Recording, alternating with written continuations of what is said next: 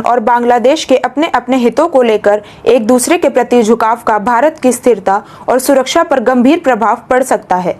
CDS general Anil Chauhan ने मंगलवार को एक थिंक टैंक में अपने संबोधन में भारत पाकिस्तान के बीच 7 से 10 मई के सैन्य संघर्ष का जिक्र करते हुए कहा कि शायद ये पहली बार हुआ जब 2 परमाणु हथियार संपन्न देश सीधे तौर पर संघर्ष में शामिल हुए।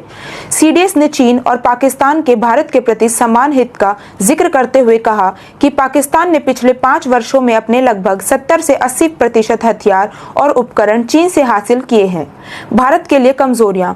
उन्होंने कहा कि चीनी सैन्य कंपनियों की पाकिस्तान में वाणिज्यिक देनदारियां हैं। शीर्ष सैन्य अधिकारी ने कहा कि हिंद महासागर क्षेत्र के देशों में आर्थिक संकट ने बाहरी शक्तियों को अपना प्रभाव बढ़ाने का मौका दिया है, जिससे भारत के लिए कमजोरियां पैदा हो सकती हैं।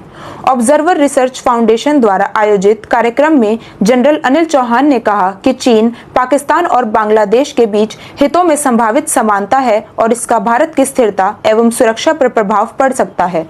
सामाजिक और आंतरिक सुरक्षा।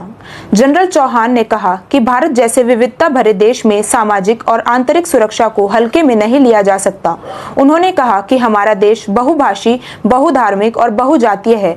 ऐसे में सामाजिक एकता को बनाए रखना बेहद जरूरी है। सामाजिक सुरक्षा व्यवस्था में आंतरिक सुरक्षा को भी अहम स्थान मिलना चाहिए। उन्होंने आगाह किया कि अगर भारत को आंतरिक रूप से कमजोर किया गया तो बाहरी खतरे और ज्यादा असरदार हो जाएंगे। भारत की सुरक्षा पर पड़ेगा असर।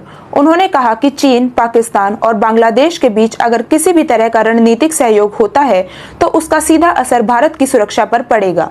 सीडीएस ने कहा कि इन तीनों देशों के साझा हित भारत के खिलाफ एक रणनीतिक चुनौती बन सकते हैं, खासकर तब जब बांग्लादेश की राजनीतिक स्थिति अस्थिर है और वहां के पूर्व प्रधानमंत्री शेख हसीना भारत में